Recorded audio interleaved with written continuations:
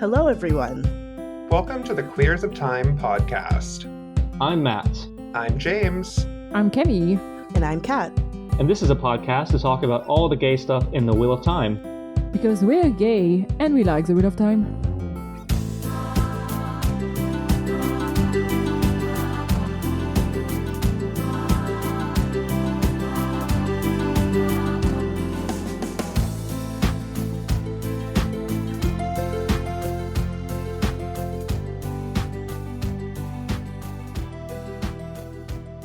And as always, thank you to our farewell venator of Serene, Lux, Charlie, and John.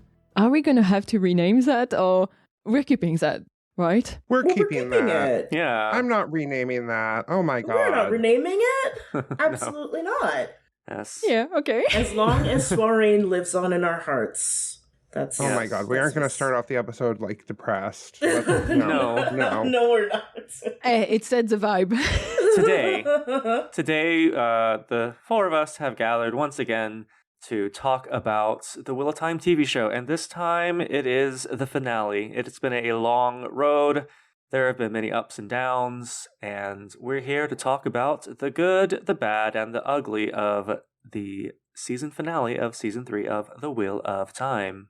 And I think we're going to start with the good, because we're going to start with the Tenshiko plotline. Because I think most of us enjoyed that one. All of us? I don't know. Yeah. It was medium for me. Okay. Well, it's still better than how I felt about some of those other plotlines. So let's start with that. That's fair. To me, it was the best part of the episode. But, biased. I think my favorite part, I think the Matt and the Min part of the Tanchiko episode was the plot that from start to finish of the episode was, to me, pitch perfect in every way and no complaints. Yeah, I mean, I can see that. That's right. Since we're starting with Matt, apparently, him struggling to eat with chopstick. Oh my god. Hilarious. I love that. Him struggling to eat. Love that Nynaeve had no issue. Yes. Like the contrast of like Nynaeve just being super proficient already with chopsticks, not having any issues, and Matt is struggling. Yeah, perfect energy. Excellent. All these memories flooded into his mind from the blowing the horn, and not a one of them was eaten with chopsticks. Nope. Yeah. Not a single one. Mm-hmm. Oh, Matt. After that, I think we get like a scene of Moghedien giving Liandrin the second bracer, which I wasn't expecting. First of all, we get a Terangrial that creates balefire, which we knew that's what it does. Oh, Yes. yeah. But confirmation that that's what it does is very cool, in my opinion. Yeah. Mhm. Yeah. Very, very good. And her just playing with it. I know, like, Leandrin became, like, the mom of the group in that moment. He's like, would you... She was so annoyed. What do you have? A knife? No! No! Yeah, it's kind of that vibe, especially when you get to see like what Balefire does like later on. Oh my god, yeah. Oh boy. Yeah. But yes, Moghedien presenting the bracelet to Leandrin, I was like, what is your game? Mm-hmm. Yeah. Like I was surprised. My note was, is she just an agent of chaos? Yes. Because I'm struggling to get her a game. Yeah. She... Well, especially given the end of the episode where she like kind of like takes one from her. Mm-hmm. Like, was that the plot all along, or I don't know. That's the thing. I think Moghedien, like, I like what they're doing with Moghedien because she's so off kilter, even for like people who kind of know, or like for book fans who kind of know what her game is and kind of know what her book plot is. Oh, by the way, first part is going to be show only. We're talking about the show only. No book spoilers.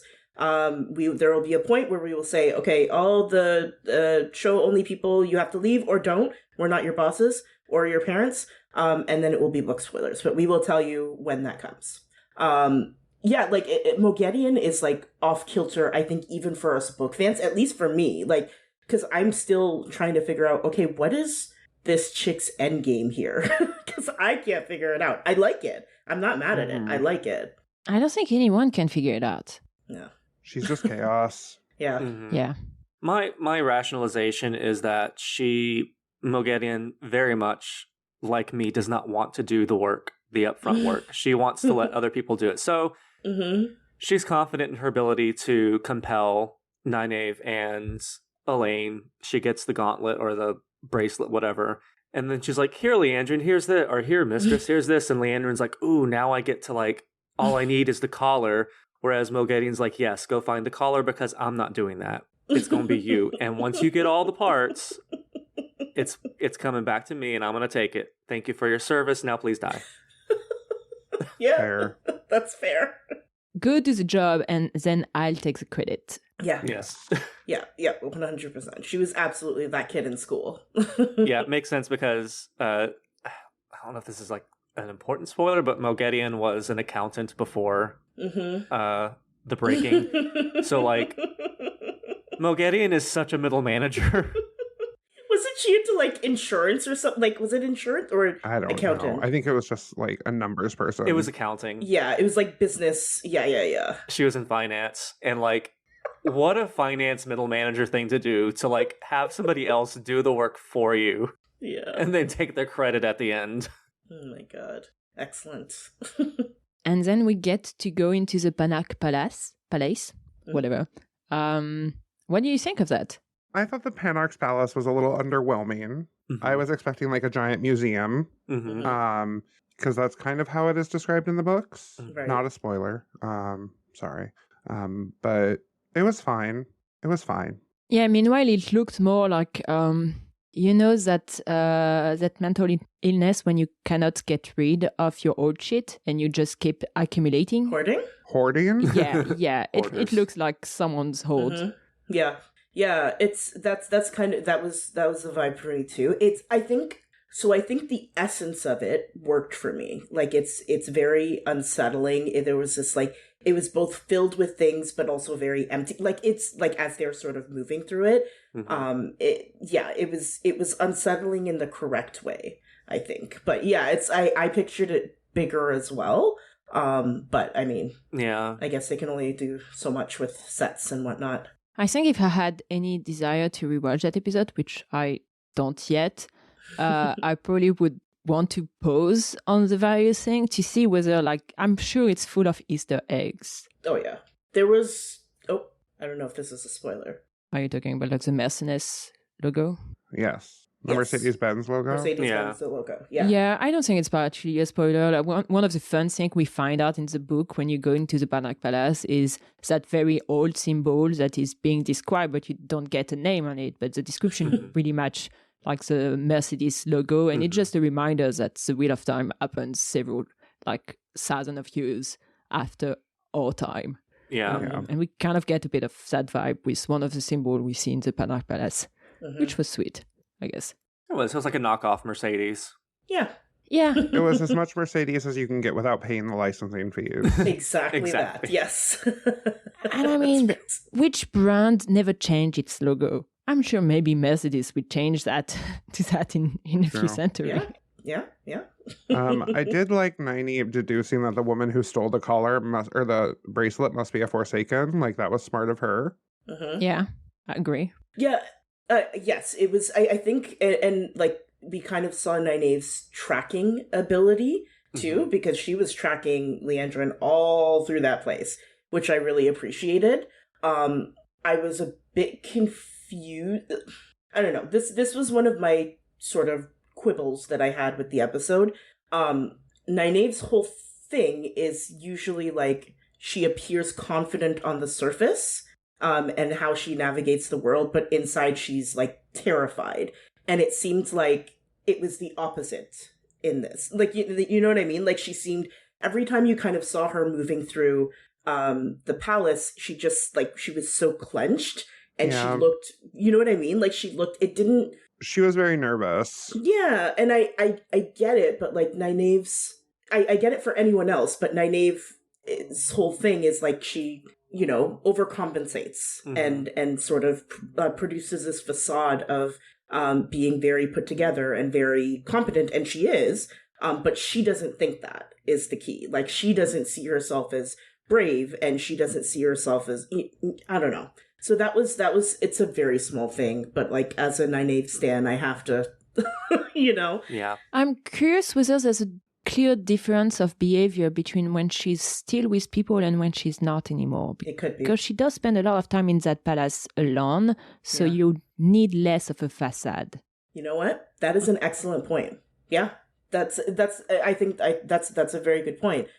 She was, I think, from the beginning, like once they split up, like she was only ever by herself until she runs into Leandrin at the end. Yeah, that's a good point. I will have to consider this. Yeah, I did appreciate that she was the one to find the color. Because, I mean, she's the one who has the most familiarity with it, in the sense that she's seen other color before. And it's very funny to see, like, Leandrin was basically looking for that, like... the giant collar, yes. The giant color. But she didn't know that it's initially just a little color that then grow into that whole chest plate or whatever that is. Yeah, and I like that detail because, like, Leandrin would have no way to know that either because she's never seen one in person. Nynaeve and Elaine have seen it in person, and they know roughly how it works. I mean, Leandrin had some interaction with the Sentient, but I don't think she saw anyone getting colored. No. She saw the sort of fully... the large pieces, yeah. Yeah, but she never actually saw someone getting colored, and so she would have no reason... Yeah, she would just look at it and think like, oh, that's okay. Piece of jewelry. It's not useful. It kind of made me think that it's like her being the one to bring the girls to the Sentient in season 2, and as a result seeing those big color and having grown up in Tenchiko where you see that man with the same color is the reason why she's going to Tenchiko in this season. I do think it's kind of smart. Yeah, I agree. But then as soon as Nynaeve finds the color, she has to give it to Leandrin. Womp womp. Yeah, and that is one of the things I was not super... You didn't like the Moses moment, or you're talking about the beforehand? I love the Moses moment. So Nynaeve's story, I think, was fantastic this episode, and I was expecting to say that it was fantastic because all this culminates in her parting the Red Sea. And then I'm like, oh, she is about to track Leandrin down, and it is about to go the fuck down. And then she gets on a boat to leave Tenchiko. And I'm like, oh. Yeah. Okay. Okay. So. Once again, it needs more episodes. This show needs more episodes. This is the thing. It's the thing, because the thing is that they can't have this big fight between Nynaeve and Moghedien because they want basically a big fight in the Waste. But as a result, the Tenchiko plot kind of feel cut short. But if they had like 1 or 2 more episodes, then they could maybe have had that fight in episode 7 and the Battle of the River in episode 6 or something like that, and had a bit more time to expand on this plot. Yeah, the parting of the Red Sea itself, and I said this to Kat before Kat watched the episode. I said, because I didn't want to like give away the spoilers of like my dissatisfaction with Nynaeve's overall plot, but like from the time Nynaeve goes into the water to the time she parts the waters and leaves, like all of that is like 10 out of 10 no notes perfection. I'm also glad that they broke her block this season because... Oh my God. I guess this isn't a book spoiler, but like in the books, I think it's pretty much well established that she can channel when she's pissed off. Whereas in the show, it seems like she can only channel in like the most dire, like life-ending or life-saving circumstances. And to have the block now gone is good, and I'm glad that they did that now and not a few seasons onward because it just wouldn't have worked for the show. No. I mean, at this time, like every show-only people and most book reader were like, "Can she please channel?" Yeah. So I'm happy she got her moment, and the channeling, like the VFX of that parting of the sea was really great. I appreciated that it's basically her own words that is bringing her to find a way to channel. Yeah. It's more about exactly. Like it's more about. I like what they've done with Nynaeve in general, and I think this applies to a lot of characters where like their big moments are not centered around their significant. Like, you know what I mean? They're not about other people. And Nynaeve's is not. I know. Nynaeve's is not about anyone else except herself. It is solely focused on her. That was great. It was so good, and it was so sweet seeing, like, you know, and bittersweet seeing the flashbacks of her and her daughter, or not daughter, from her test. And like basically having her words reflected back to her, and just seeing that moment where she locks in and lets go, and finally lets go of her fear and allows herself to just it's this moment of acceptance. And it's really really beautiful, and also just like visually stunning. And she looked so cute coming out of the water, just be like, okay, here we go. I really really love that smile after she channeled and parted the waves and everything. She was so proud of herself, and like it was great. Yeah. Other than Nynaeve, Matt found a door. Mm-hmm. Yeah, so Matt, so I got very excited for this because Matt asking what it would be like if there was no power. I'm like, oh, is he going to get his fox head turning real? And then I was like, oh, I wonder if balefire is going to be used on him, because that would be super cool. Mm-hmm. Because, well, no, that's a spoiler. Never mind. Blah blah blah. Archway, Eolfin. The books and the show are so fucking weird. Oh my god, yes. Like, so fucking weird. Like, I was when I watched the episode for the first time, I was watching it and I'm like, what must show only viewers be thinking about this scene? Cats, the movie. Yes. Well, exactly. my coworker said The Cat in the Hat with Mike Myers. Sure, yeah, I can see that. I thought they were scary. They were creepy. I think they were creepy. It was all practical effects, which I honestly appreciated. It was really well done. It's someone that is very used to not really seeing his face on screen, because he played like Glug on Rings of Power. Glug. Yeah. Yeah. Was it Glug or Glurg? I can't remember. I don't remember either. Oh, maybe Glug. It might be Glug. It was a great orc name, whatever it was. Yes. Yeah. Yeah. Yeah, I thought it was very creepy. I thought, like, why is it wearing high heels? He was wearing Lady Gaga heels. Yeah, he needed that height. He needed to be intimidating and scary. Yeah. No, the Foxhead medallion plays a big role in the show or in the book, so like that's cool that he got that. Did you catch that he got his like final Asherende?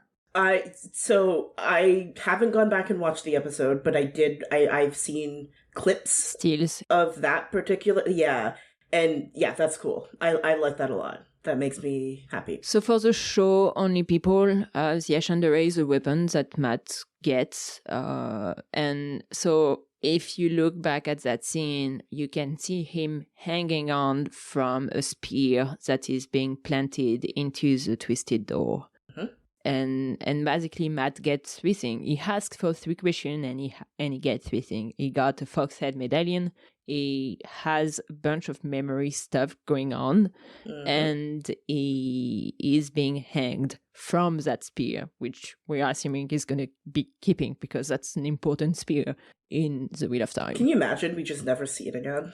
Oh my god. I'm just happy that the makeshift spear with the dagger. Also, by the way, what happened to that? Good question. I hope he checked it. I don't know. Not the dagger, but... No, the dagger. I don't know. It's never got mentioned this season. Probably in the tower, still? I'd assume. Yeah. Yeah, that makes sense. I hope it wasn't in the 13th depository. Oh, shit. That'd be a bad place for that. Oops. Oopsie doodle. I was yelling at Min to perform some CPR, and then I realized CPR probably hadn't been developed yet. But then she did it. Yeah.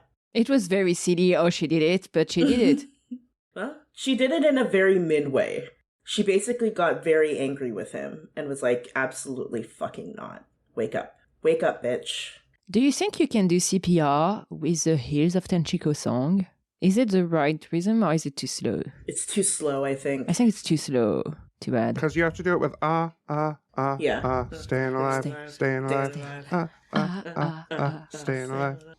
Okay. Hills here's off, then she goes. Maybe a dubstep remix. Then she goes. Yeah, you could do it. Someone make this right now. Quick, do a dubstep remix. CPR dubstep remix. Someone makes a TikTok with a CPR, like mean edited to a CPR with a dubstep of the Hill of Tenchiko. Oh god, yeah, it'd be very good. Anything else about Min and Matt? I'm happy she saved him. I liked it. It's good for them. Very good. I found it interesting that he got more memories taken away. Mm-hmm. That part was always not a book spoiler. Matt has memories in the books as well, but they were always fuzzy to me. Mm-hmm. Like how he got them, what they were. So my guess, I'm not sure whether I kind of wanted to talk about that in book spoiler, but Let's talk about it in book spoiler then. sure. It'll be easy. I think it will be easier to talk about in book spoilers. Yeah. Yeah, probably, yeah. Okay.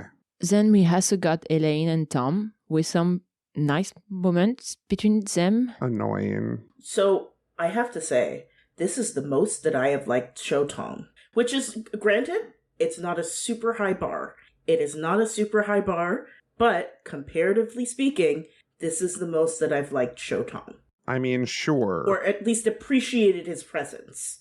I've liked the worst person in the world a little bit. The worst person in the world. You heard it here, folks. I thought it was super awkward how they were like, how Tom was like, I remember you when you were little. You took apart every clock in the palace to see how they worked. And then Elaine's just like, oh, okay. How little was I? It wasn't like, who the F are you? Yeah. Well, I was just like, because that would be my first question is, who the hell are you? yes. First of all. Yeah. Me too. Maybe she didn't want to be rude. Maybe it's that kind of thing where, like, you know, someone recognizes you and you don't really recognize them, but you know they have enough information about you to like be like, okay, this person knows me, but I don't want to admit that I don't really know them. Maybe she was just being extra polite. That's fair. I'm kind of curious because we know Gabriel messed up with her memory. Mm-hmm. So maybe by him being inserted for like 20 years, that removed some of his memory, but there's still an unconscious part of her that is like, oh, I know him. I don't know why, but I know him. Yeah, maybe. So I'm curious whether there's something like that. But at least now Elaine knows about Gabriel, which Very important. I am glad about. I'm excited to see how that's going to turn out. Yeah. I thought that was a really nice setup for sort of where things are going to go for Elaine specifically going forward, provided that the show continues. But yeah, it was. I thought it was a very well done setup. Yeah. And then we got to see Balefire. Balefire looks so cool. Yeah, it does. Right? Yeah, it does. And James lamenting all the way from the West Coast that the Balefire didn't hit Tom. Do you know that was in my notes? Because that was in my notes. Of course it was. Of course it was. No, but I know you. I said, please tell me Tom gets hit by a balefire. Please, please, please put an end to it. And then in parentheses afterwards, damn. Yeah. Yeah, no, it's funny because I think we had an extract, like in the trailer for episode 8, we had a small moment with Balefire, but just the fire itself, like kind of purple, I think, if I remember well. Yep. But I wasn't expecting like the full-on effect of that backward movement. Super cool. Like reverse time. Yeah, the reverse time thing was amazing, in my opinion. Yeah, it was really, really cool. I liked seeing Jean. I don't know if it was Jean or Jean. But I like seeing like her little like ethereal little ghost moment. Mm-hmm. That was really cool. Yeah. Yeah. Yeah. It's a very, very cool. Like, and I like that they didn't, I mean, I imagine that did they go into depth about what Balefire is? No, but... Exactly? No, but I think they gave, which I like that they gave enough to sort of show its effects. Because I think it gives people, like, it gives, like, people who've only watching the show, it gives them a decent idea of, like, oh, so this is different than just regular channel. Like, this is something extra. Yeah. I mean, it does show, like, things going back in time. So I think the effect of Balefire, which is removing a few seconds in time for a certain person, is pretty visible. But I'm sure they'll get more to expand of what Balefire means. Yeah. Yep. And then after that, we get Leandrin escaping, making a deal with Moghedien. Which was weird. I did like Leandrin's line of like, if I want to be one of the chosen, I need to know my competition. Saying that right to Moghedien's face, like... She said several out-of-pocket things. Yeah. She did. Several. And to say that, listen, Leandrin, it do take nerve, because like saying, I think she like essentially called Moghedien weak at one point to her face, which that's crazy work. That is crazy work. And Leandrin has not seen Moghedien's sort of whole thing yet, so it makes more sense that she may be thinking of Moghedien as more in the Lanfear vibe than like what Moghedien's actual bag is, which is just pure fucking chaos and you know. So she didn't know, but my god, girl. Leandrin, you don't put your dick in crazy. My god. And Leandrin just put her dick in a whole lot of crazy. Yeah. Oh my god. I did appreciate the audacity, so. Yeah, I mean, if you're gonna go, just go hard. All right. What? Yes. Yeah. And I have to say, I am glad that Leandrin is not dead. Yeah, I am too. I'm glad that she's not dead. I understand. I could see a reality where like killing her off at the end of this season would make sense. But I think I don't know. I think maybe it's because I'm such a huge fan of Kate Fleetwood. I think she adds so much to the show, and I would miss her. I think if they had not introduced the I want to be a Forsaken part, it would have been fine to get rid of her at season 3 because it felt like she was running out of steam. But it basically introduced a new thing, so I guess we can keep her for a bit longer. Yeah, we'll see. I don't think she's too long for this world, but I love Kate Fleetwood, but you know, sometimes characters who weren't originally part of like the whole overarching thing, sometimes they just run their course. Do we think Chesmal Emery is dead? I don't think so. I don't think so. I don't think she is. Who is that? The yellow Aja sister with the cats. Okay. That Min knocked over the head. Yeah, I think we would have seen her die otherwise. That's my thing. And I'm like, Min should have finished the job, to be honest. Like, I'm sorry. Girl. You don't just knock a girl out. I would expect Min to be restless enough to do the job, but I don't know whether she did. I think Min was probably so panicked in that moment and completely focused on Matt, and that honestly, it makes complete sense. Like this would be the one scenario I think for Min where she wouldn't think to do that because she was completely focused on Matt. I mean, you've got a damsel in distress with his cleavage showing. Tits out. You got to focus on him first. Yeah, that's fair. I like Leandrin's line, or Moghedien's line about, like, I don't work well with others, and then Leandrin saying, neither do I. It's like, so you two think that'll be a good thing? Because it's not going to be a good thing. It's a bad idea. That doesn't cancel it out. Listen, I just thought of something.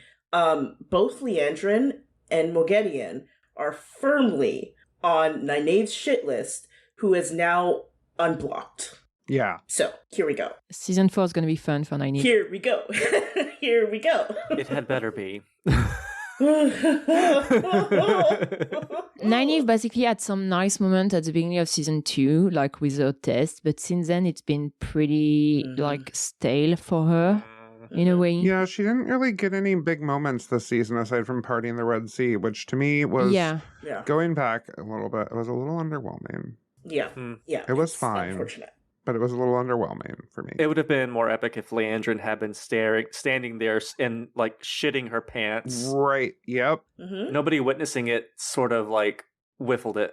I don't need people to witness it necessarily. Yeah. I needed her to do bigger, I guess. You needed her to kick someone's ass. Yes. Yeah. Yeah. Yep. Maybe that happened next season, hopefully. I guess it just like that season was so packed and they needed to do other stuff. So I get it. some character. Like Boss, I think in my opinion, Boss Egwene and Nynaeve had a bit less stuff to do this season. Like Egwene got some tell her own your thing, but other than that, most of her plot was about Rand. But anyway, to finish Tenchico, we see our good guys on a Sea Fox boat to who knows where. Mm-hmm. Yes. I have no idea where they're going. My God, I hope it's not Tarvalon. Oh, God. My God, I hope it's not Tarvalon. That would be Anyway. awful. Anyway, I have a new fear. new fear. Let's not talk about Tarvalon yet. Okay, I'm sorry. Let's go to the waste. Yes, let's go to the waste where Rand is taking care of Let's get wasted. Alcera's garden. Which was sad. Yeah. It was sad, but I feel like it's a bit sad that we don't even get an acknowledgement from Rock and others that their granddaughters died. Yeah. I think they just didn't have time for it, unfortunately. Yes, they didn't have time for it. Once again, not enough episodes. Yes. Mhm. Yeah.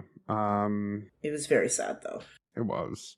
I was like, oh, Rand, you're trying to fulfill your toe or your G or whichever one it is. I can't remember. Toe? G? I can never remember. Toe. Toe. I have toe for you. I don't know.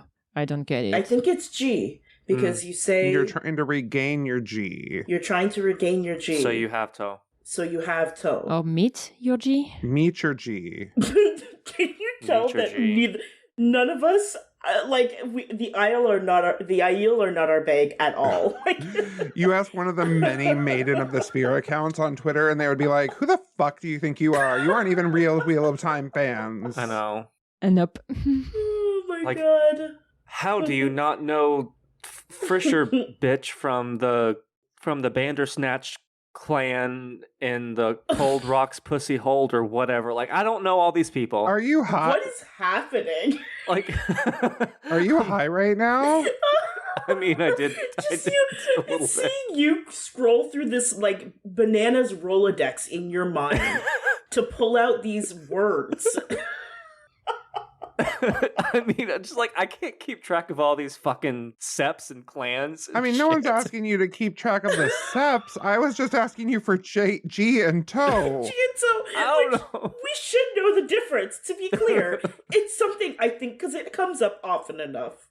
We should know the difference. We should. But here we are. We have toe. But will we? Will we? I don't think we care enough to learn about the difference. We don't care enough. We honestly don't. I think that's. Yeah. I'm sorry, everyone. Like, if an IEL told me I have toe, I'm like, okay, I'll write you an IOU. We'll see what happens.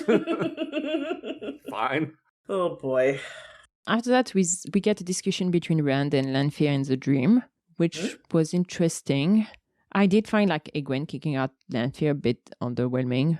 But yeah, I don't know whether anyone has thoughts on that Rand Lanfear moment. I think it was good. I think it's it was a good turning point with their relationship, quote unquote.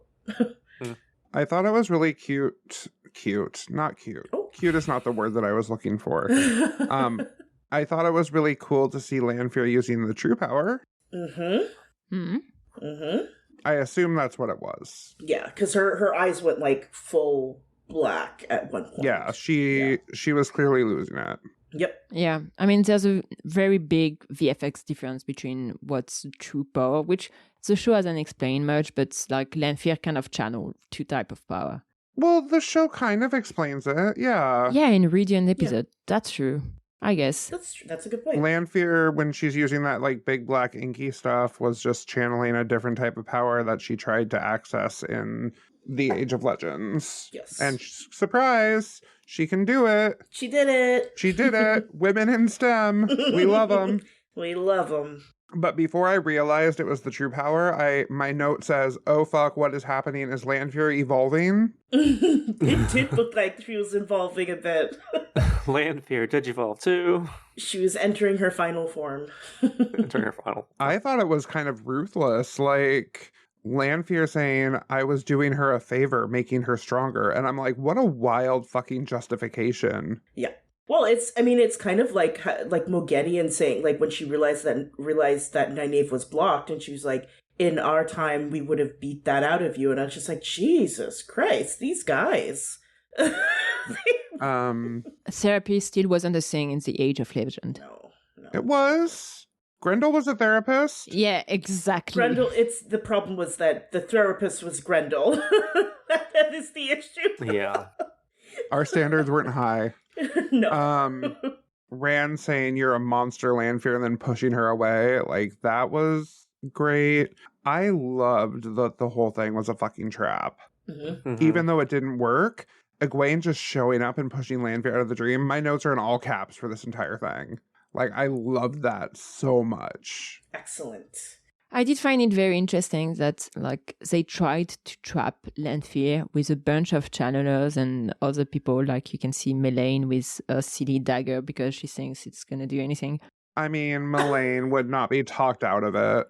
Yeah, of course. Of course not. She was doing her best. It's kind of an obvious trap. Yeah. So of course Lanfear doesn't fall into it. I do Mhm. find it a bit silly in contrast to a later scene with Moraine and Lanfear like fighting, because it's like, oh, so when you're thinking you're going to fight Lanfear, you are joining forces all together, but no, you're just on your own. What's going on? Right. Yeah. Yeah. We see Samael. Yeah, prior to that, we do see Samael, like, alive, which, thank God, he's alive. Mm-hmm. Because people were being dumb and saying he was dead. If there's no body, there's no dead. Correct. Yeah. So he got captured by Moraine in order to teach Rand. Mm-hmm. Good for her. Yeah, I mean, nice of her to be able to capture her for a second. I'm assuming there's going to be some Sarkanen thing at play in order to be able to shield him and tie the shield. Yeah. It's nice callback to season 2. She knows how to tie a shield. Mm-hmm. And it goes to show, like, now that she knows it's possible, like, she doesn't miss a thing. Yeah. She probably studied that. Oh, for sure. Oh, yeah, definitely. I don't know who she studied it on, but, like, she probably was like, you know what? No, Yeah. we're going to figure this the fuck out. Yeah. Never again. You will not catch me slipping again. Yeah. I mean, we can also continue on Samael because he's dying the next scene we're seeing him. Yeah. So he gets basically immediately killed by Moghedien. That Mhm. also filled a constraint of the 8th episode. I'm guessing if we had multiple episodes, those two scenes would have been in different episodes, and maybe the purpose of Samael would have been there, because right now it's kind of hilarious that he doesn't have any purpose. Yeah. He got a very short time. I'm just curious as to how Moghedien found him, but oh, Moggy powers activate. I'm just willing to hand wave it away and say they needed more episodes. Yeah. Yeah. The way she does it is disgusting and great. But, you know, yuck. Yeah. What else do we get? Lanfear talks to Melindra. Mm-hmm. Yes, I was so excited for the Melindra Dark Friend reveal because she's a Dark Friend in the books, and I'm like, when are they gonna do it? When are they gonna do it? Yep. And then she betrays her oath for Lan. Which was so badass. It was very good. I really, I like how I like how this storyline has sort of proceeded and ended. Yes. Mm-hmm. Yeah. I think it's really well done.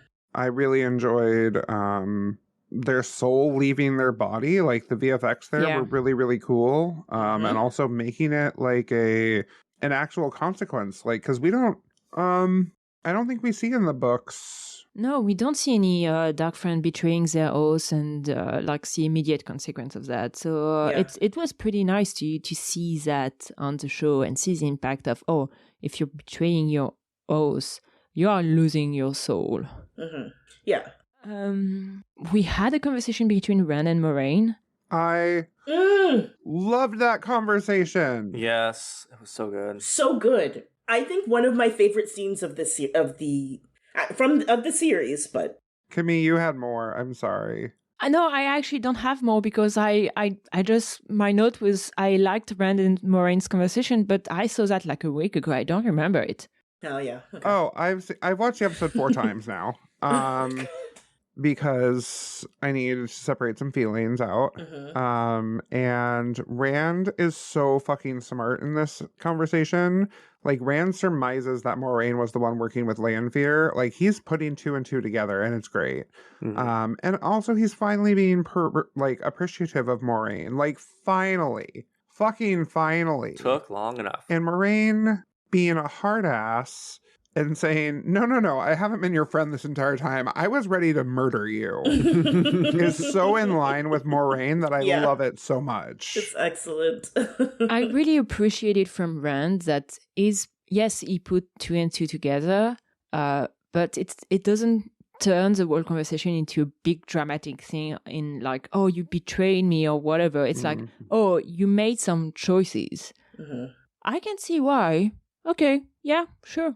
Yeah. And that's the thing, like, I think Rand is I think the turning point with this, with Viridian especially, he is seeing things from a very different perspective right now.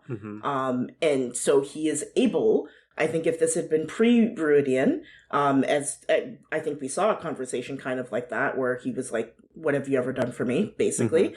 And now we have this where he is able to, recognize that, like, yeah, that was kind of fucked up, but I understand why you did it. And also he's able to acknowledge too that she is ultimately doing it for his benefit, because she wants him to survive, not like survive to the last battle and also win the last battle. That is her goal in this. Yeah, it's really compared to season 2 where Rand was accepting that he's the Dragon Reborn in a way. Now he's really growing into this role and is getting a bit more pragmatic about it. Yeah, for sure. I guess we can talk about the Rand Culloden thing. Rand declaring himself as a Karakan. Yeah, it's setting itself up for later seasons, which is fine. Sorry, that's a little bit of a book spoiler, but I don't know. I just found it underwhelming. Yeah. Same. I was like, oh, okay. I mean, the Al-Kar, or whatever it's called, I think the scene is pretty close to the books in some way, because it's Culloden being like, oh yes, I am the Karakan, and then Rand being like, hey, you have no clue what your people went through, and if that's the only way I can prove I am the true Karakan, then I'm gonna say it. And then there's some like channeling and rain.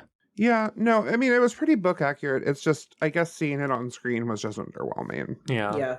It's one thing I'm realizing is sometimes it depends. Sometimes if something is too book accurate on the show, it actually kind of, I'm actually a little bit bored with it, if that makes sense. Like, I think I kind of want something different, like a different interpretation almost of it. I don't know. Is that sacrilege to say? Is that okay? No, it's really, that's how I felt, for example, about episode 4. That's why it's like it's not my least favorite episode, because no, it's episode 8. But it was like until episode 8 my least favorite episode of this season, because I was kind of expecting things and just seeing them happen. There wasn't the excitement of not knowing what's happening. I think the only scene that was book accurate that I really liked was like in episode 2, the Swan Matt scene. When she's getting the horn and she's talking about her uncle, which is directly taken from the book. But that's also like Swan and Matt, I really liked their dynamic. Yeah, and Sophie Okonedo and Donalfin, like, they play off each other so well. Like, they do very good comedic work, I think. And so it worked really, really well. Yeah. Back to the ending, I just felt like my expectations were that, so we had a huge battle in episode 7. I was expecting some sort of cathartic moment. And I was hoping for that with Nynaeve and like battling somebody. And I was like, okay, well, that didn't happen. So like maybe Rand is just gonna like go full dragon, dark dragon, and like just kill Culloden like right there, in the arena area. But he made it rain instead. So I was like, that's what happens. I know. That's like, I know that. That's. I think he's saying that's the issue. That's the issue. Oh, okay. That's the issue. It's like, oh, this is book accurate, but okay, he's making it rain. And I wanted some sort of positively cathartic moment in this episode, and I didn't get it. And that's my issue with the episode generally. Yeah, I think the importance of it raining was not really made clear. Like, obviously, it's a desert. Yeah. I think it was just like he mentioned the prophecy of the Kalkan right before, and about, I think there's a sentence about water and sand. And I think it was just that. Okay. Yeah. I think, isn't it in the books? Isn't that where there's also like a fight between him and another Forsaken? Yes. That is kind of being replaced by the fight between Lanfear and Moraine? Yes. Which I wasn't fond of. I mean, it's fancy VFX, but I think it pisses me off. But I think, do we want to talk about the Moraine Lanfear fight right now, or do we want to? Let me go to my notes really quick, see if I have anything else. Because once we're in this, and then we have to talk about the other thing. I did like Lanfear being like, it's been a long time since anyone accused me of being a maiden. Yeah. That was hilarious. Yeah. Also, Lanfear had one costume when talking to Robin when they were observing Samael's body that looked really amazing, and then we didn't see it again. Right? Yeah. And that was wasted. A shame. I hope there are like a cutscenes or something. I want to see more of that outfit personally. There was like a headpiece or something to it. It was really cool. It was so badass. Yeah. We actually haven't mentioned it, but like the way Samael body was stringed. Oh yeah. By Moghedien, amazing. Fucked up. Yes. Oh yeah. That's what I mean. Like Moghedien, she is fucking off kilter. Like it's just in a way that I was not anticipating. I expected her to be, out there, but even better than I was anticipating. She was one of the best things about this season. Oh yeah, easily. Consistently. Easily. Moghedien's was great. Yeah. I thought Rand was a little ruthless, but again, it is book accurate. That in the books, like, he is pretty ruthless when it comes to like breaking the Aiel and saying, by the way, y'all are oath breakers. Have fun with that like identity crisis. You think the Tuathan are bad? You think they're oathbreakers? Well, guess what? Guess who's also a oathbreaker? You. By the way, y'all fucked up. Yep. Ooh. Yeah, no, I thought that's the only other thing I have in my notes before we get like into it. Do we want to get, because the thing is that the Moraine Lanfear fight, you can't really talk about it without talking about there are other things that's going on at the same time. So do we want to? Yeah, let's talk about the tower. Yeah. And that setup. And is that okay? Yeah. I mean, we're gonna have to anyway. Well, because there's stuff happens that's, wow, I can English. There's stuff that happens prior to the stuff happening. Yes. That we should probably talk about. Yes. Like Elaida's deal with the Finn. Apparently to get the Amelin seat. Yeah, also Alviarin, like, they've been working at this for a while. Long time. Yeah. Long-time partners, and what a betrayal it must have been to have Alviarin vote for Suan. Yeah. Yes, that's part of... I have an issue with that specific scene. And it's not really about Alviarin being the deciding factor, because I kind of like that aspect. It's just that there's a scene earlier in the season between Elaida and Swan when Swan is asking Elaida whether she thinks she has like the support that she didn't have back then. And it made me feel that Swan had some support. But the people who stand for her are basically her three friends from the Blue Aja and Verin. And I'm like, I would have liked for her to get 4 or 5 more votes, just to kind of show that he's appreciated in that tower, which I kind of didn't get. I mean, we don't know how the vote went in the books. No. Unfortunately. No, but you kind of, I mean, Swan, in the books at least, she gets noticed very early. She does. Like, as soon as she gets raised to Aes Sedai, she starts working with the Blue Aja, with the person in the Blue Aja that is in charge of the Eyes and Ears network, because Swan's mind is so sharp, and she's very good at that. And I think especially like, for example, in episode 2, we've been shown Swan being able to talk to people in different way in order to get what she wants.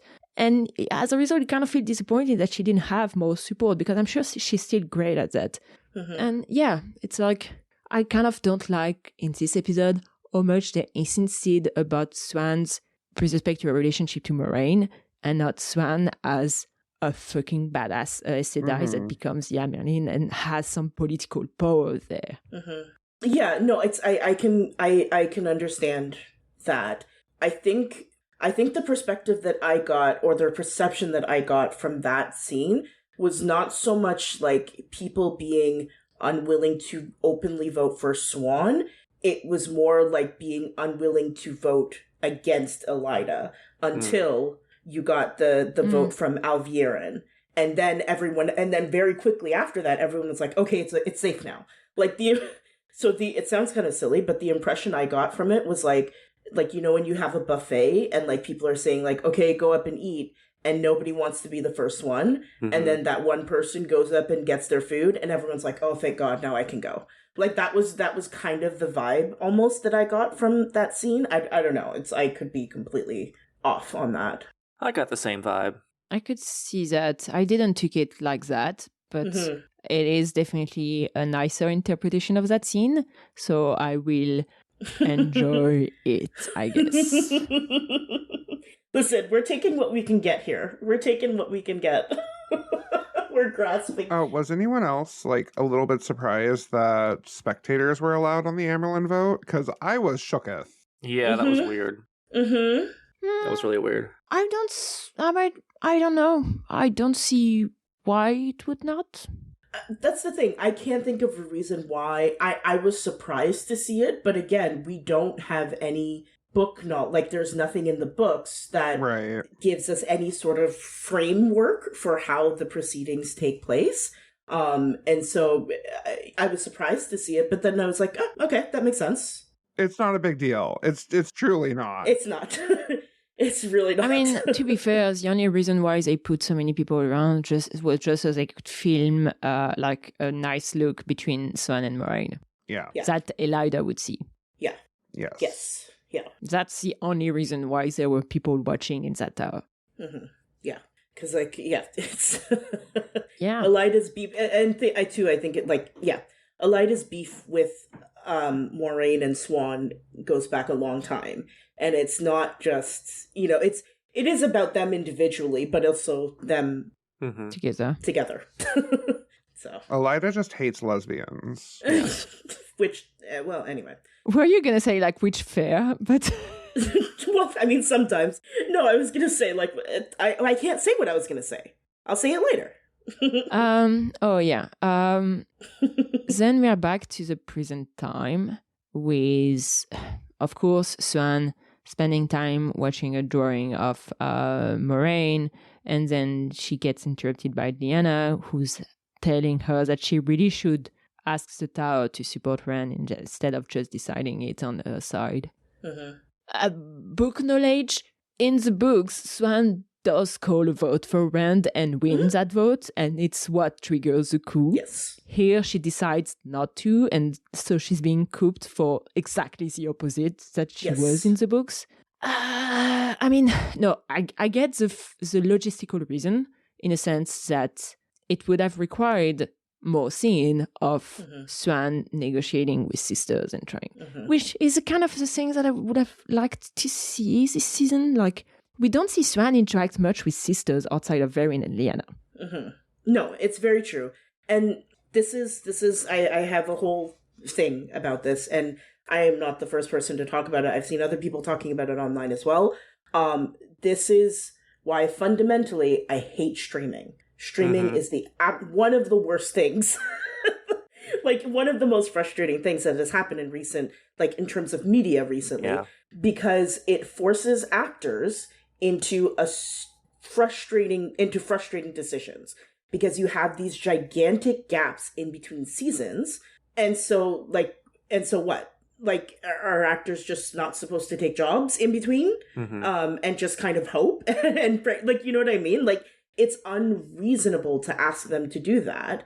And so you know, this, and we've had examples of that earlier this season as well, with the character of Ivan dying, because the actor got another gig, which good for him. He should take that. But like, it's, I mean, season 2, the reason why we didn't get much season 2 Swan in season 2 was because Sofia Canedo was very busy with Slow Horses. yeah, exactly. And so that's the thing, like, if you're not giving people like the ability, and like financially speaking, because like not all actors are rich, Right. they need to still make money. Like, if you're not giving people the like working hours essentially to keep up with everything, then yeah, you're gonna end up losing people, and we end up in situations like this where like we feel like we're missing bits and pieces. You know what I mean, where like I don't necessarily, And especially if you only give 8 episodes. yeah. Exactly, like it's that. it's this shitty combination of both of those things working against, and neither of those things is necessarily the writers and producers and showrun. That's not a problem of their making. It's unfortunately something that they have to work around, and sometimes the workarounds for those are super shitty. Yeah. So Next scene, she learns from Varian that Elaida sent a bunch of Red Sisters away. This was masterful. it was good. It was good. Listen, I'll talk about Elaida a little bit later. I love Elaida on the show. She's rotten. She's so terrible, but good. She should be. She's supposed to be. You're not supposed to like her. I mean, she's a great character, but fuck that bitch. Yes, absolutely yes. Absolutely yes. Like, this is how we should be feeling about her. She is not a good person. She's not. No. She's not a good person. The accusation, like, so when Swan shows up to the hall of the tower and she's being accused of being a dark friend, I was like, what was your proof, Elaida? She saved you for a grey man. At least Swan had proof when she accused Leandrine. What was your proof? Show me the receipts. Yeah. Yeah. The stealing scene itself. Brutal. It felt... So we saw a man getting stilled in season 1. And that, I don't know if it's just because of the gender differences or because they had more time or why it had to look different, but it felt a little gratuitous. This one, yes. Yep. Yeah. And I'm assuming, I mean, this is the thing, provided that the show continues, if we end up seeing stilling in the future, this is what it has to look like. Right? Because I imagine you can't like do like custom stilling. Like you can't like you're not gonna sorry, that's a I'm not trying to It's make not light like of a it. soda stream where you can choose which flavor you'd like. Choose which flavor you like. Like now they've set the standard for what it's supposed to look like. And so It looked really cool. it did. And I'm not saying that in a I approve of it way. Right. I'm saying that in a... Visually. The VFX job was impressive. Yes. I will say that. Correct. Correct. I will say, like... we didn't touch on Liane trying to do her very best. She was doing her best. Yeah. Bless her heart. Yeah. Like... I know. My note just says, "Oh, Liana, well, you tried." She tried. She was... girl. Yeah. Yeah. She's devastated. Yeah. The stilling was... You could see the one power leaving her. Yeah. After the arrows came out. Which we did see when Logan got gentled. Yes. Yes. That was actually the only part that was common between the two. It's like the heroes that we see Swan being stabbed with. That's not something we see with Logan. Yeah, this is true. Yeah, but that's a good point. Like the one power leaving her body is a similarity to Logain's gentling. Yeah. And then she get dragged away, which we could have cut. I mean, I get it. Yes, this is the thing. Up until, like, what is happening, what happens in this scene, aside from what leads to Swan being deposed and then stilled is not completely inaccurate. Oh, it's pretty accurate, actually. Like it's actually pretty book accurate. Yeah. I think the book stealing was actually even I don't think we see her being stealed on page because Jordan doesn't really torture women on stage. It's really off page that we learned about that. But the decision of the deposing comes even more as a shock because it's Elaida bursting into her office with a bunch of other people. Yes. Very shocking. Yes. And Rafe has mentioned, has talked a little bit in an interview about what happened to Swan, and the shock value was definitely a big factor into what was done because he wanted people to be as shocked as he was when he read the coup. I think it was even more shocking, and I think the decision to insist so much on Moraine potentially dying only to kill Swan. Anyway, next scene we see actually Swan dying. Anyway, next.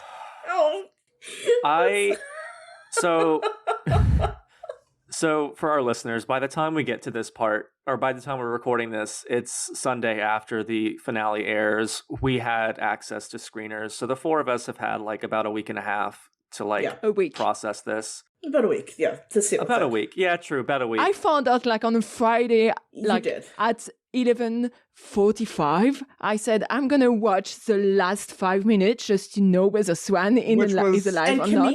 It the was stupidest decision ever. Yes. Because then I didn't watch a full episode. I did a full insomnia that night. I slept 35 minutes. Oh I was supposed to go on a hike. I did not go on a hike the next day because I could not walk. Listen, the Discord, the Cruise of Time Discord was in shambles. Let's just say. Yeah. It was the end of the world for me, okay? I know. I am going to say, I have talked about this ad nauseum with people before the episode dropped and after the episode dropped. I have seen the discourse online. I have seen, I would say both sides, but there's really more than just two sides to the opinions. I'm tired. I am tired of the discourse. I basically, my stance is that I do not like the decision to kill off Swan for several reasons. But I am not interested in relitigating it for myself because at this you should for our listeners. I guess I should for our listeners, I suppose. Good Christ. Sorry. Yeah. Do you want to let the actual lesbians talk about it first? Yeah, that's the actual wow. Yeah, sure. I don't know. Kat, do you want to? So the thing is that I have plenty to say. I have a big rant that is a lot more moderate than I had on Saturday. It's had some edits. It had some edits. It had some thoughts, and also seeing how the fandom was reacting to that also gave more nuances to that. I did not like it. I didn't like the framing also because there's the scene itself has this big parallel between Swan and her speech, which I have not reread. People have different feeling about the speech. I've struggled a little bit that it started with her being in love with Moraine because it's the first time that she says she loves Moraine actually, which always sucks when the first declaration of love is followed by a death. Publicly, you mean, right? Yeah, it's the first public declaration of love from Swan to Moraine, and she dies literally after that. There is also part of her speech that are interesting, including the I defy you, Elaida. Some people have good feeling about the speech. Good for you, I guess. I did not appreciate that, at the same time, Moraine is basically being stabbed by Lanfear, and it's when she feels Swan's dying that she finds the strength to fight back. Because it's kind of it's a definition of fridging. And I know it's not exactly what was intended there, but it's still kind of like that. Okay, I'm not saying you're wrong. I'm saying my understanding of the definition of fridging is that it's for a specific character's character development and character development alone. And it felt like Swan's death served multiple purposes. That's my opinion. Yeah, of course, but a big part of that was the parallel between Moraine and her fight. And I kind of wish it would have been more about Swan than about Moraine and Swan as time. But anyway, that's like part of it's also very complicated for me because I'm gonna be honest. We're doing this podcast, all of us for different reasons. For me, like one of the reasons why I sticked around in the Wheel of Time fandom was because of Moraine and Swan. In a sense that, like, I remember finishing Newspring a few months before the show came out and being like, oh, that relationship is super cute. It's never going to happen. I cried. And I was like, yeah, they'll never do that, put that on our screen. And then they did. And it kind of gave me hope that we could get something. And I mean, hope is kind of a two-sided, like, it's a two-edged sword in a way. It can give you the highest bump in dopamine, but also like the most depressing thing when it's taken away. And it's kind of what it felt for me at first. There's kind of, when talking about Swan, I think people need to remember that there's at least two conversations going on in parallel, depending on which part of the fandom you are in. And that sometimes you need to think about which conversation is ongoing before talking your shit. One conversation is about, is it a good decision for the show? Like, is Swan's death, how is that going to affect the story of the Wheel of Time? Which, I mean, Swan's story in the books doesn't end with the coup. It kind of starts with the coup because it's really the story of this woman who lost everything and then skipped. Like, it's a story of resilience, which I would have liked to see. You can see, you can say that, oh, but like some of what she's doing, some other people can do that. And yeah, maybe just on a Wheel of Time perspective, on what the show is trying to do, how much seasons they have, maybe they figure out a way to still create a very interesting Wheel of Time story. And I'm like, good for them. And that's one conversation, whether there is a justification story-wise about killing Swan. Story-wise or like, scheduling-wise, production-wise, this kind of thing. The second conversation is a very different one. And some people do not get it. And I think if they do not get it, they should shut the fuck up when it's this discussion being ongoing. And it's a discussion about queer representation in general. Because even if queer representation has improved compared to like 10 years ago, I know there was a lot of parallel being done to Lexa's death on the 100 like in 2016, in part because like the writer of this episode was a story editor executive on the 100. So people are making parallels, which I understand. But still, like, queer representation is still not great. Like, guys, we don't have like happy queer storyline just by opening our TV screen. It requires digging. It's very rare. It's very hopeless sometimes because, I mean, from the 2021-2022 season to the 2023-2024 season, the number of queer characters on TV has decreased by 25%. A lot of queer women I've seen being invested in queer storyline and then seeing the show being cancelled. That happened a lot in the recent few years. If you spend a little bit of time online and you have queer friends, sometimes you're going to see like campaigns to renew a show or this kind of thing. So you get this context. And then you get a TV show like The Wheel of Time, which had queer storylines to a story that didn't have those in the books, for example, who has been advertising themselves as very queer positive and, oh, it's a very great show for queer representation. So you kind of get hopeful. You get attached to this show. And then you get a character that was not supposed to die, dying. And that's the part that gets rough for people. Because it doesn't matter if it makes sense in the story. It's still hurtful. It's still another time when you invested yourself in a story, hoping that you will get something hopeful, and then turns out you do not. At least right now. In a sense, like at the end of season 3, the story of Swan and Moraine is a fucking sad one. We don't know what's going to be happening in the next season, of course.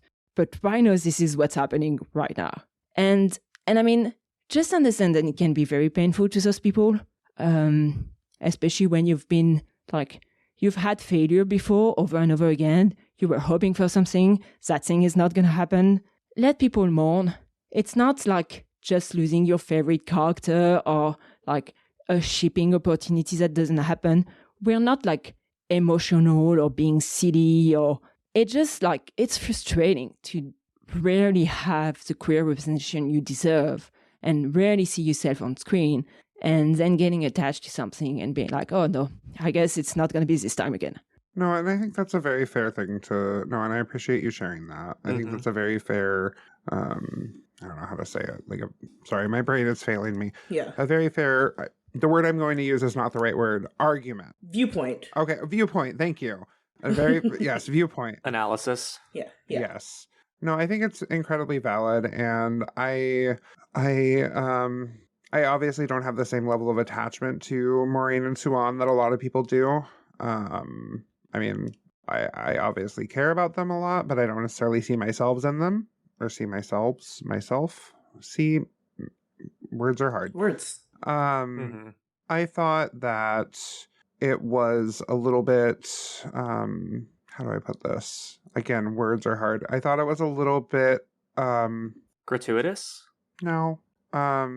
So I know, and this is not an argument against you Matt, because I know you think it's gratuitous. I think Samael's death was more gratuitous. Yes. Yeah. So I agree. That's very true. But I don't see a single person talking about Samael's death. So I don't understand the gratuitous argument personally. I think a lot of the gratuitous arguments are not just about the Wheel of Time, but are about the death of queer character in general, and how some queer fans, for them, it was the most gratuitous, kind of death that they saw for queer character. So I think it's part of that argument also. Speaking for my part, yeah, James, no, I see what you're saying. I mean, if we're looking objectively, all else being equal, Samael's death was more gratuitous and grotesque than Swan's.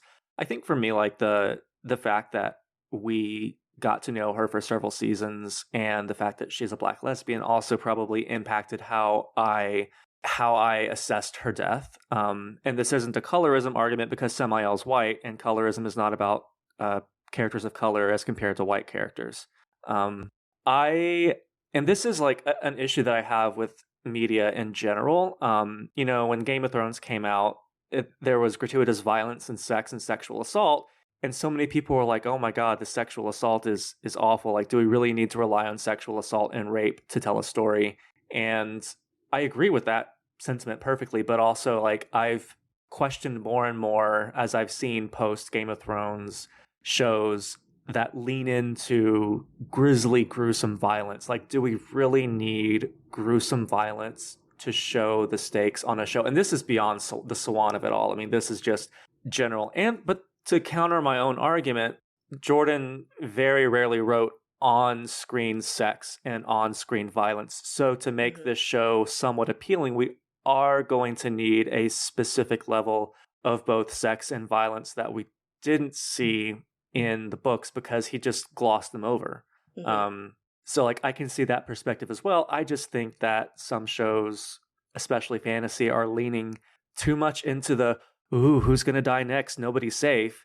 And the gruesomeness and the spectacle of death other than the impact that it has. Yeah, I mean, I agree with a lot of what you said, Camille. I don't watch TV to see myself in characters. That's just not how I consume media. But I don't need that necessarily to understand the points of Saf or just representation in general. A more diverse cast just makes for a more interesting story and more interesting characters. And I think for me, this is about, I'm not going to change my mind. I disagree with Swan's death, and I've listened to people who've rationalized it. I understand some of the story rationale, but me understanding doesn't mean I agree. Right. Right. So, and of course that might be with a lot of book spoilers, but yeah, I mean, that's really all I can say is I don't like it. I don't agree with it, but also, I don't know. I loved other aspects of this show, and I'm going to have to just think about my expectations going forward with it. Mm-hmm.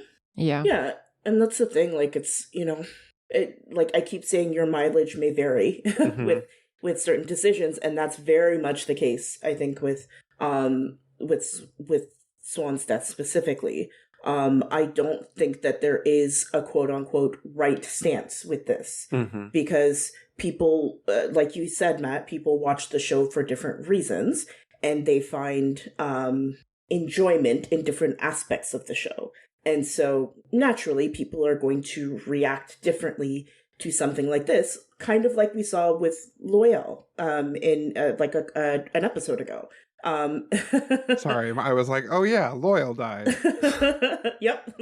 Like we saw different reactions to that, I think on a smaller scale, but still different reactions to it, which is completely fine. And that's kind of how media is supposed to work. Like we're not a monolith, even when you look at queer people, even when you look at... Especially when you look at queer people. Especially, yes, exactly. Like when you look at marginalized... Like the number of people who assume that we're all going to have the same stance on Swan is insane. Oh yeah. We don't. That's the thing. And it's the same thing with Black folks too. Like we are not a monolith. We are going to have differences of opinions. I think it's just a matter of how you express those opinions and whether or not you are able to respect that someone may have a different opinion than you do. I feel more settled, and this is not to say that I agree with their decision. I feel more settled about it. I'm not as, I think at first I was just more, it was just stupid. I thought it was just stupid, and unnecessary. Like that was sort of the part that I was stuck in. More so, I've settled a bit more into it. I am curious to see what happens in future seasons, if we get future seasons, and how, I don't know if this goes in book spoilers, because it's something that Rafe said about the show specifically. I don't know if we can talk about that, about Swan's presence on the show. Oh, I think that we should save that for book spoilers. Okay. So I'll save that for book spoilers. That makes sense, yeah, because reasons. I'm... reasons. Sorry, I'm laughing. That makes sense because reasons just struck me as hilarious. Yeah. So yeah, I feel a little bit more settled about it. It's frustrating. So where the frustration is for me is I was really looking forward to seeing Swan's arc on the show. It's not that I'm not disappointed about Soirain. I am disappointed about Soirain, but my interest in Swan on the show was always pretty focused on Swan. Because for me, the importance of that character and that storyline, and especially with a Black woman being cast as Swan, I was really looking forward to seeing. I was looking forward to seeing an arc like that. To seeing a sort of triumphant arc like that. And so that's kind of where the disappointment lies for me. And it is unfortunate that we have lost several Black characters this season, and two Black queer characters. Yes, yeah, exactly, and it's unfortunate. Now, the reasons behind those losses, it's complicated because with at least one of them, actually with two of them probably, we know that there are other things going on behind the scenes that may have contributed to the deaths. It is unfortunate that it makes it seem like there is a pattern where there may not necessarily be one, or at least not something like there. I don't believe that there is a malicious intent, if that makes sense. Yeah, I kind of have a few follow-up on a few things that was said regarding the violence and gruesome from Matt. I think one of the reasons why the death was so gruesome is also because there've been so many fake out in this show, like so many people getting stabbed and everything was fine. That, if you want to show that someone is really dead, I guess you're going to cut off their head, which is unfortunate. I guess if maybe try having less fake out and then you can make people dead without having to show a head cut off. Fake outs bug me. Yep. They haven't had that many fake outs this season, have they? No. Not as many, no. In this episode, like Matt and Nynaeve almost died twice. There's Elana that keeps being like stabbed by gigantic things. Okay, Alana doesn't count because Alana is just hilarious. Alana's just plot armor at this point. It's funny at this point. It's funny at this point. I'm loving it, actually. I hope it keeps happening. Alana could get like literally split in half and sewed back together, and I would be like, whoop, okay. She's a Georg who's the anomaly who keeps eating spiders. In that meme. Exactly. There was something about something you said, Kat, but I don't remember what it was. I'm sorry, I distracted you. It's okay. Regarding, like, Swan's arc, like, I'm talking about, like, when I'm talking about queer representation, I'm talking about, like, Swan, but I'm also talking about Swan as a queer character, seeing that kind of arc of resilience, especially considering, like, resilience is something that queer people are gonna need in the next few years and in for the foreseeable future, because things out there are pretty shit. So an arc of resilience from that character would have been nice. Regarding TV show production thing, I'm just gonna recommend it and not dive too much into it. But I was listening this morning to this 2018 interview from the Fansplaining podcast, which is a very nice podcast. People should watch it, listen to it. With Javier Cleo Marchak, I'm probably not saying that right, who was the writer of the Lexa death episode in the 100, who after like that death and seeing how the reaction was, kind of went on an apology tour and tried to like look back at what happened and see, oh yes, we indeed messed up. And the interview itself is so interesting. The man is fascinating, and he has the thing about how when you work in a show, you're kind of in a bubble in a show. Like, you are making decisions based on production aspect, not always seeing the out of context picture of like your show is not just in a bubble. And it's kind of like, in my opinion, what happens a little bit with the Wheel of Time, in the sense that they have a colorblind casting, which means they have a bunch of different people in different roles. They don't always realize what it means when you have both Valda and Fane from the start who are black, dark-skinned men. But maybe don't realize what it means to have two black queer character dies this season.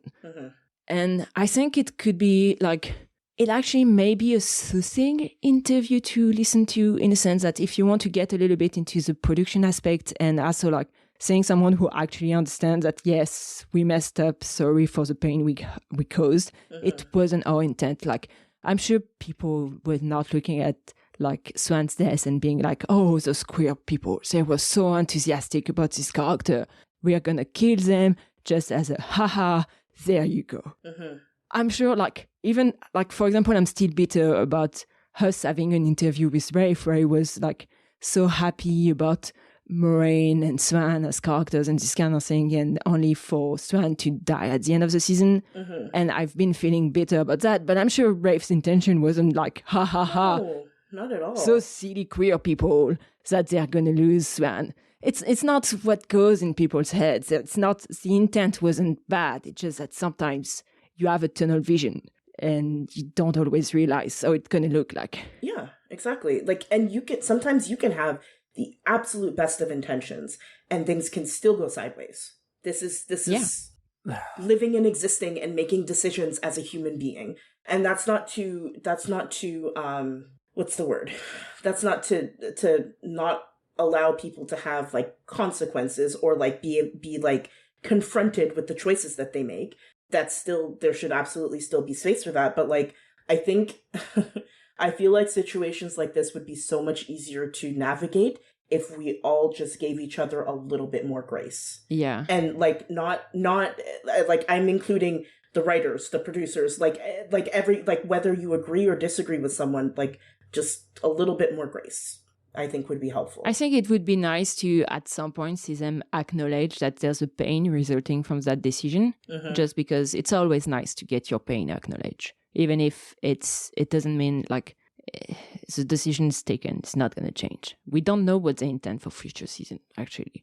Yeah, I just said with, like, in friends in a group chat, like, this is a very fraught situation. There is a lot of baggage in the pop culture with this idea of the dead lesbian. And beyond that, there's, first, it's a little insulting, when queer people are like, oh, you must be so sad because of the lesbian. Like, well, no. I mean, yes, that's part of it, but like, there are other reasons to be upset about Swan's death. But like, overall, like, to the point of like giving each other grace, I think it would behoove a lot of people in the fandom who liked the episode to listen to queer people, especially sapphic people, about why they are unhappy with this situation. And I think, and I did learn a lot of like different perspective about, potentially what her death means for the story going forward. It doesn't mean that I changed my mind, because I haven't changed my mind about disliking the death and opposing it, but I understand a bit more about where the other people are coming from, and I sense much less, like, I don't sense malice from most people who enjoyed it. I just would like to see them, pausing and listening a little bit to queer people of color about, why this is not their favorite thing. I don't know. It's Yeah, like, I'm sorry, but some people being like, oh, I don't understand why people are pissed off. Shut the fuck up. People who are saying, like, who are coming on to people who are feeling sad about this and being like, but Swan's death makes sense for the show. You are being so tone deaf. Please grow some emotional intelligence. I'm sorry, like, this is not the way you behave to people who are feeling hurt for good reason. Just listen. It's not that hard.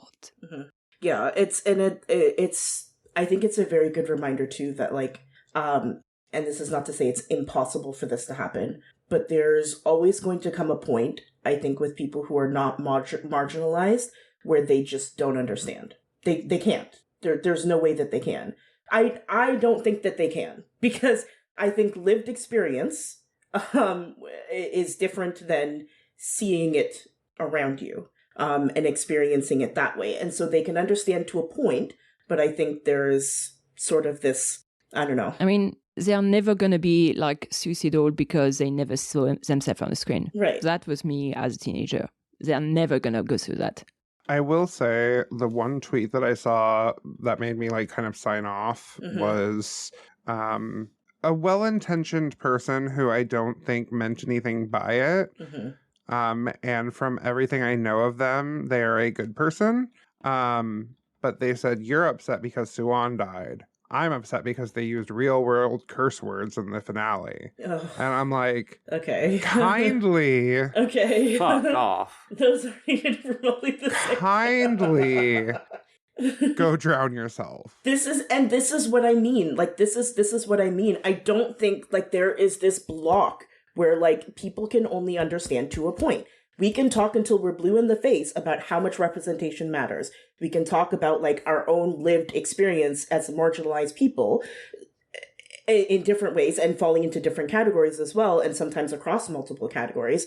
But if someone is not marginalized, if they do not have that experience, they don't get it, and they say stupid shit like that.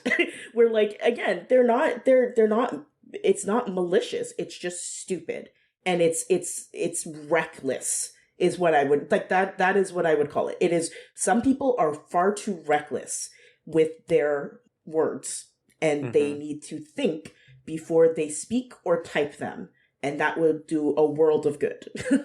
the one skit that made me deactivate Blue Sky was someone saying, wait, I don't get it. I thought everyone knew that Swan was going to die anyway. Oh. I'm like...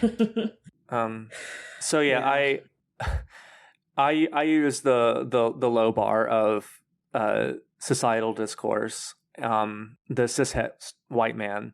And I've seen a few cishet white men being like, hey, I've listened to like, queer people and people of color about this. And yeah, this seems kind of fucked up. I'm like, okay, if at least a few of y'all can get it, maybe the rest of y'all need to listen a little bit, because if there's some cishet white men out here on Blue Sky saying, oh, I get it, or I think I understand now, and listen, nobody else has any excuses. Doesn't mean you have to suddenly hate Swan's death, but listen, have some empathy for people whose experiences aren't your own. Exactly. I saw a few like a very encouraging reaction from some people that I know on different Discord, where at first they were surprised by Swan's death, but that was pretty much it. They still enjoyed the episode. And then like I shared some of the reason why it was hurtful for me and for some of the friends. And they were like, oh, I didn't see it under that aspect. Your pain makes sense. I don't relate to it, but I understand why you're feeling that. And yeah, I mean, I let you rant about it, and I'm gonna shut up for for a little bit while you are expressing your feeling, and I understand you. And it's the only thing we ask sometimes. Yeah. It's just like we ask for, like Kat said, a little bit of grace. Listen to people when they say, like, I don't think everyone who enjoyed the episode and wasn't bothered by Swan's death is bad. And I think going down that mental route of these are bad people is just not healthy. I view it as they are people who might not understand why some of us are thinking that way. And if I can get them to say, oh, I understand where you're coming from, and I don't feel your pain, but I understand why you feel that pain, and I'm sorry that you're feeling that pain. That's really all I want. Because, like, the decision's been made. Yeah. Is that candy? And that's... I hope for you it is. I hope so, too. One more thing, and then I don't know that I have anything else really to contribute to this, but... Right. Because it's exhausting. It is. Oh my god, and I just lost my train of thought. That's so annoying. Just in that millisecond of me... I'm sorry, Kat. That's my fault. No, this is not your fault. This is my ADHD brain. Just thought about something else for a second. It's about Swan, about Maureen, Yeah. No, it was something about marginalized people again, about queer people, and just having differences of opinions. And oh yes, I remember. I also saw, like, I've seen not as many, and I'm glad that not as many people have said this, but a few responses of saying, like, oh, so, like, queer people are not allowed to die, or Black characters are not allowed to die. Nobody is saying that. Nobody is saying that. In fact, my dream is to have such well-rounded and diverse shows that it doesn't matter. That characters are allowed to live and have fully realized arcs and die. And sometimes the way that they die sucks. Sometimes that sucks, and that's okay. That's not what we're saying here. It's just that when you have like when you have a handful of characters that fall into this one category, and like one or two or three of them die, it doesn't feel good. Yeah. It doesn't feel good. This is the thing.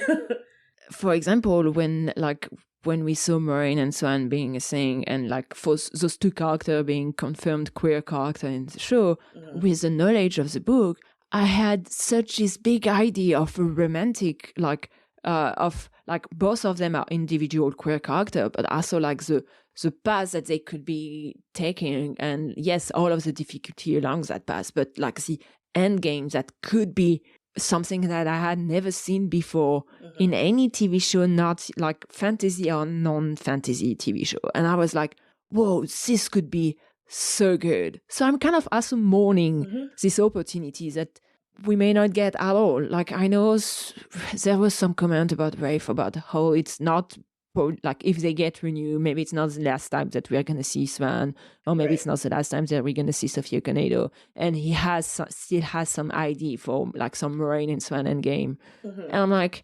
yes, maybe, but I'm not going to like spend the next 2 years until the next season relying on some slime hope just to try to still be excited about this show. I'm a lot less excited about this show because right now it's a show that I don't feel like I can recommend to queer friends when it was a show that I could before.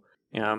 I mean, as far as what Rafe said about us, if we get more seasons, us not seeing the last of Sophia Okaneda, I honestly can't really like think too much on it because it could just be a flashback, or he legitimately could have a return, like a legitimate return of Swan via Teleron Riyadh or something else planned. I'm not going to hope that it's something big. I'm not going to dismiss it as, oh, it's just going to be a flashback and nothing else. I'm just going to see what happens. Yeah. I just see what happens. Maybe I'll be happy, maybe not. I don't know. Yeah, I guess we got to watch and find out. Yep. If we are watching. I'm not sure yet. I mean... But I'm going to have many months to mourn. Exactly. And so it's, we'll see. The longing is upon us. So it's like I may have to take a little bit of a Wheel of Time break. Sure. Oh, I'm definitely... I don't know whether it's going to be a definite, like, I'm going to enjoy other queer media for a bit. Mm-hmm. And then maybe later on it'll get better. We'll see. I can't predict the future. I'm definitely taking a break. Like, after Jordan Con's over, I am taking a break from the Wheel of Time. And I do that every year, honestly. Like, I just need a break from the characters in the show and the franchise and, like, all that stuff. Was there any book spoiler really big we wanted to talk about? Did you have... I know, James, you talked about there were a couple things, I think. Let me look at my notes really quick. I had a little bit about Matt's memory, like the whole, and that's a bit of change for the book. My guess is that because Matt, like, so book spoiler, if you don't want to listen to book spoiler, you should leave. Matt's get a lot of memory from big generals. My guess is that he already has those memory from the horn, but since his head was too full, he could not process them. So my guess is that they removed some of his own memory so that those memory could be processed. Could be, Mm-hmm. yeah. That's fair. Yeah. I could see that. The only thing I had was, which we cut earlier, was Breaking of the Dark Oaths. Mm-hmm. And how With Varen. With Varen. Yep. But they aren't very specific with what the actual Dark Oaths are. So I don't know. They're gonna have to, like, make it work for Varen. Mm-hmm. Yeah. Yeah, my guess is that if she breaks it when she's already dying, maybe she has time because she's already dying. Yeah. Yeah. That's what I think. And I suspect it was a similar case with Ingtar as well, because it's... Yeah. I think it was a similar situation with Ingtar. But we never really saw that on the show either. So... No. Yeah. I've got a few spoiler thoughts, but, like, these aren't huge things. So, the first is, Rafe said that we have seen another Forsaken, this season. Oh, did he? I think he did. We saw another Forsaken this season, so... It's the guy. It's the guy that was talking to Matt. I think it's the guy who's talking to Matt. Matt and Meyer. Yeah. I think it's Matt's admirer. Yeah. For a moment, Lanfear and the I guess the maiden or the warrior who was with Savannah made eye contact, and I was like, I felt a little something there. So, like, could that have been Cimarag? Maybe it's both. Could be. I don't know. There was also a Forsaken sneaking around Leandrin's dream. Mm-hmm. Yes. And we don't know who that was. So I thought it was Moghedien, but it could be someone else. it could have been. I assumed it was Moghedien too, but it could be someone else. Yep. So that's my theory, is that Matt's admirer is Asmodean, which brings me into something that so I felt like Samael was useless, and I don't entirely think he was useless based on what somebody else told me about their theory. Mm-hmm. And that is that Samael's death essentially sets up the stakes for what happens to someone who helps Rand from the dark, and that sets up Asmodean's arc. Oh. That's assuming we get Asmodean. Could be. Yeah. That would make sense. Could be. It's a shorthand way of saying, hey, this person who's helping Rand, like this is what the cost is of not complying totally with the dark, even if you are a Forsaken. Yeah. Mm-hmm. I liked that interpretation. It made Samael's death feel a little more oomphy. Yeah. Yeah. I like that.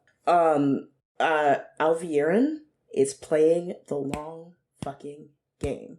Alviren is smart as fuck. Good sis is locked in. She is she is locked in. Because Elaida was starting to doubt. Yes. Mm-hmm. And that's why she cut, like, Swan's head off. Mm-hmm. Mm-hmm. Yeah, Alviren is like, she has her hands in all the pies. And I do like that. I do appreciate that. Definitely the lead of the Black Asha. Oh, for sure. For sure. If there was ever, like, if I wasn't sure if she would still have the same role that she does in the books, this episode solidified that for me. Yeah. I will say I'm happy that they did not combine Elaida, Alviarin, and or Leandrin. Like, I'm glad that the three of them. That would have been a mess. Yeah. Yeah. That's all I have. Yeah, I mean, I'm sad that we may not get Swan's mentorship of Egwene because that was something I was looking forward to. Yeah. I thought there was something that was setting it up, but I guess not. James, do you still think that she could show up Tel'aran'rhiod? Tel'aran'rhiod? I think so. You think Yeah. so? Okay. I also think so. I hope so. Mm-hmm. I like the theory. Somebody I mentioned like it. the boxes, and we never got any resolution on what all was in Swan's box. And that, What? I mean, well, like Swan has been looking in this box all season and sealing it with like the super extra special magic powers. Oh, Yeah, I thought you meant yeah. her pussy. No. It's the second time you're making that mistake, James. Yeah. Well. There is, and this is, there is something to be said about it. Like, you know, when a major beloved, Yeah, it showed up like at least 3 or 4 times. yeah, when a major and beloved character dies, there is the desire to cope and like figure out ways in which they could come back. But there are hints. There are some things like this box was shown more than once, which is significant in TV storytelling. So I don't think we've seen the last of Swan. I But don't think so. Yeah, I don't think so either, because so when I got to actually that scene, I was expecting to actually see more her body without like to actually see a closer view of it. Mhm. And that didn't really happen, which could be for multiple, that there could be multiple reasons for that. I don't think we needed to see a close up of it. I'm glad we didn't. Yes, Same. 100%. I do think it's interesting that we did not, though. I mean, to me, she's dead, for sure. I'm not disputing that. It's just, I think Oh, she's dead as fuck. she's Yeah. very, very dead. It's just, They made sure that we would think she's dead and be sure about it. It's not even like a loyal thing. He falls No. into whatever, and people are thinking, oh, maybe he can show up. Loyal is also dead as fuck. I'm sorry. yeah, To me, he's also dead as fuck. 100%. But yeah, like maybe, I mean, there's been some theory about, hey, maybe she could show up in Tar, and if they want to bring her back, they could do a Birgitta. And I mean, like, maybe not. I guess like one of the good thing about if she's end up being someone in Tar is that you could have her in like 1 or 2 episodes, that's it, without it being a big strain on her schedule compared to if she was in Salidar constantly being next to Egwene, where she needs to be there all the time. Right. Yeah. It just so far like an hope that is completely baseless, and I do not intend to live with that crumbs Yeah. till like I actually see some proof of it. Yeah. I don't have anything else, so Me neither. Neither do I. Oh, the only other thing I had, very small, Lanfear can heal herself, which I thought was really cool. Yes. Yep. Yeah, right. Yep. I mean, she has done that in season 2 too. Did she? Yeah, she got stabbed by Moraine, and she healed. That was the dark one. I think, did she do that? Oh yeah, she did heal herself. She healed herself. She did. Like okay, she yeah. came back to life, and then she was like doing with her finger to heal her throat. And I this am kind of just You're right. unobservant as fuck. Yeah. On this, thank you very much for listening to this episode of The Quiz of Time. I'm sorry it was long, but I hope you enjoyed it. If you want to find us, we are on Blue Sky, Twitter, Tumblr, TikTok, Instagram.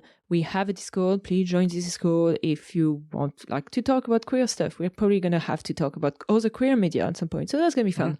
And also, if you want to support us, we have a Patreon. The support is always appreciated. I mean, we are sad about the season. We are not going to disappear. So that. This podcast is still going on. Alrighty, guys. Thank you so much for Okay, thank listening. you. Bye. Bye. Thank you all for listening. This was Queers of Time, a Wheel of Time podcast. The music is Dance of the Witches by Julius H.